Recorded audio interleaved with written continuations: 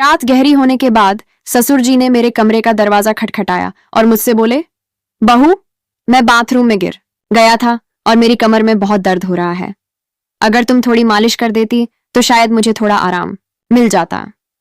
मैंने उन्हें अपने बिस्तर पर लिटा लिया और धीरे धीरे उनकी कमर की मालिश करने लगी।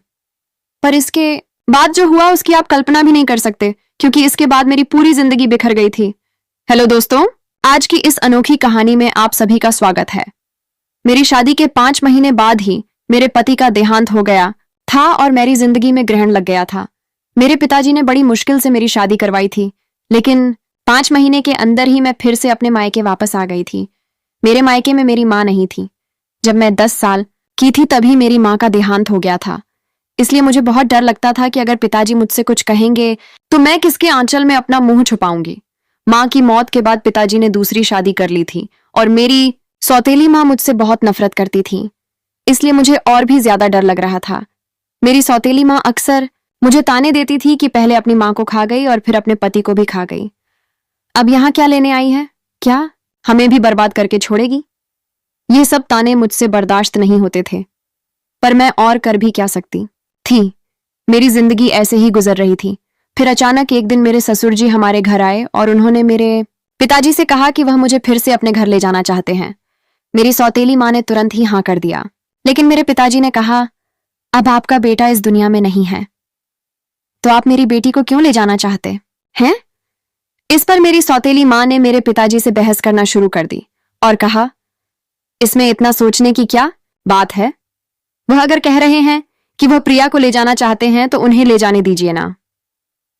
आपको इतनी तकलीफ क्यों हो रही है? और वैसे भी प्रिया उनके घर की बहू है। उनके बेटे की मौत हो गई है तो क्या हुआ, वह अपने ससुराल तो जा ही सकती है ना। माँ के इस झगड़े के बाद पिताजी ने कहा, अगर मेरी बेटी वहां खुश रहेगी तो मुझे कोई दिक्कत नहीं है। प्रिया अगर जाना चाहती है तो आप उसे जरूर ले जा सकते हैं। मेरे ससुर जी ने मेरी तरफ देखा और कहा, चलो कपड़े वगैरह लेकर आओ। मैंने भी सोचा कि यहां रहकर सौतेली माँ के ताने सुनने से अच्छा है कि अपने ससुराल जाकर सुकून से रहूं। मैं ससुर जी के साथ वापस ससुराल आ गई थी। यहां पहुंचने के बाद मैं अपने कपड़े बदल रही थी कि तभी मेरे ससुर जी मेरे कमरे में आ गए और बोले, बहू 1 कप चाय बना लाओ। मैंने जल्दी से अपने कपड़े ठीक किए और रसोई में जाकर चाय बनाने लगी और चाय बनाकर ससुर जी को दे दी। चाय पीते हुए उन्होंने मुझसे कहा, प्रिया तुम्हें पता है इस घर में मैं बिल्कुल अकेला हूं।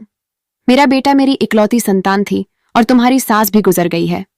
मैं इसीलिए तुम्हें यहां लेकर आया हूं ताकि मुझे इस घर में अकेला ना लगे। मैंने कहा, पिताजी आप बिल्कुल चिंता मत करें, मैं भी तो आपकी बेटी की तरह हूं, मैं हमेशा आपके साथ रहूंगी। फिर ससुर बोले, मुझे पता है कि तुम मेरे साथ रहोगी, क्योंकि तुम्हारी सौतेली माँ तुम्हें मायके में कभी शांति से नहीं रहने देगी। इसी तरह दिन गुजर रहे थे और हम दोनों एक दूसरे का सहारा बने हुए थे। 6 महीने बाद एक रात मैं अपने कमरे में सो रही थी कि तभी देर रात किसी ने मेरा दरवाजा खटखटाया। मुझे समझ आ गया था कि यह मेरे ससुर जी ही होंगे, क्योंकि इस घर में हम दोनों के अलावा कोई और नहीं था और आधी रात को कौन दरवाजा खटखटाएगा। मैंने सोचा कि शायद पिताजी को कुछ जरूरत होगी, तभी देर रात यहां आए हैं। दरवाजा खुलते ही मेरे ससुर जी ने मुझे पकड़ लिया और बोले, बहू मैं बाथरूम में गिर गया था, मुझे बहुत दर्द हो रहा है, अगर तुम थोड़ी मालिश कर दो तो मुझे आराम मिल जाएगा। फिर मैंने उन्हें अपने बिस्तर पर ही लिटा लिया। मैंने उनकी मालिश करना शुरू कर दिया। कुछ देर तक मालिश करने के बाद मैंने नोटिस किया कि ससुर जी मुझे अजीब तरह से घूर रहे थे। ये देख के मैं थोड़ा सहम गई थी। तभी मैं बोली, ससुर जी क्या हुआ, आपको किस जगह पर ज्यादा चोट लगी है? अगर आप कहो तो मैं डॉक्टर को बुला दूं। इस पर ससुर जी ने कहा कि नहीं बेटा, तुम बस मालिश कर दो, इससे ही आराम मिल रहा है। उनकी अजीब सी बातें सुनकर मुझे अब और भी अजीब लगने लग गया था। फिर मैं बोली, ससुर जी आप यहीं मेरे कमरे में ही लेट जाइए। कमर में दर्द लेकर आप अपने कमरे तक कैसे जाएंगे? मैं आपके कमरे में जाकर सो जाती हूँ। मेरी बात सुनकर मेरे ससुर बोले, बेटा तुम मुझे इस हालत में अकेला छोड़कर चली जाओगी।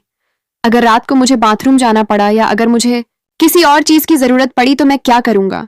इससे बेहतर है कि तुम यहीं सो जाओ। कुछ समय बाद मेरे ससुर उठकर मेरे पास आए और बोले, बहू मैं तुमसे कुछ कहना चाहता हूं, अगर तुम मेरी बात मान जाओ तो ही मैं कहूंगा। उनकी इस बात से मेरा दिल और भी ज्यादा बेचैन हो गया था। मैं चिंतित होकर बोली, बोलिए पिताजी। ससुर जी थोड़ा हंसकर बोले, आज की रात मैं तुम्हारे साथ बिताना चाहता हूँ, क्योंकि अब अकेले अकेले अच्छा नहीं लगता है। मेरी पत्नी के मरने के बाद मैंने सोचा था कि फिर से शादी करूंगा, पर जब बेटे की भी मौत हो गई तो फिर मैंने शादी के बारे में सोचा ही नहीं। पर जब से तुम वापस आई हो तब से मैं तुम्हारे प्यार में दीवाना हो चुका हूं। उनकी यह सारी बातें सुनकर मुझे बहुत असहज महसूस हुआ, लेकिन उनकी बात का विरोध करने की हिम्मत नहीं हुई। मैं अपने कमरे में ही सोफे पर लेट गई, लेकिन मुझे नींद नहीं आ रही थी क्योंकि मुझे बहुत डर लग रहा था। ससुर जी ने मुझसे कहा, बहू, मुझे लगता है मैंने तुमसे कुछ गलत नहीं कहा। मैं चाहता हूं कि तुम मुझसे शादी कर लो ताकि हमारे रिश्ते को कोई गंदा नाम ना दे। तभी मैं हक्का बक्का होकर बोली, ससुर जी, आप यह सब क्या कर रहे हैं? आप मेरे ससुर हो। ससुर का दर्जा पिता के समान होता है और आप मुझसे शादी की बात कर रहे हो। आप बोलने से पहले एक बार सोच तो लो कि आप क्या क्या बोले जा रहे हो। तभी मेरे ससुर बोले, देखो बहू, मैं मानता हूं कि मैं कभी तुम्हारा ससुर था, लेकिन तुम्हारे पति को मरे हुए अब 1 साल हो चुका है। जब मेरा बेटा ही नहीं रहा तो हमारे बीच में ससुर और बहू का रिश्ता कहाँ बचा है? मैं भी अकेला हूं और तुम भी अकेली हो। हम पति पत्नी बनकर जिंदगी भर एक दूसरे का साथ दे सकते हैं। उनकी यह बातें सुनकर मेरा मन विचलित हो गया था। मैं आगे और कुछ भी नहीं बोल पाई। एक और सौतेली मां के अत्याचार और दूसरी तरफ ससुर जी का यह अजीब व्यवहार। मैं तो इन दोनों के बीच ही फंस गई थी। जैसे तैसे रात बीती और अगली सुबह मैं अपने ससुर जी की बातों पर सोच विचार करने लग गई। ससुर जी का प्रस्ताव मुझे असंभव लग रहा था, लेकिन वास्तविकता मुझे कुछ निर्णय लेने पर मजबूर कर रही थी।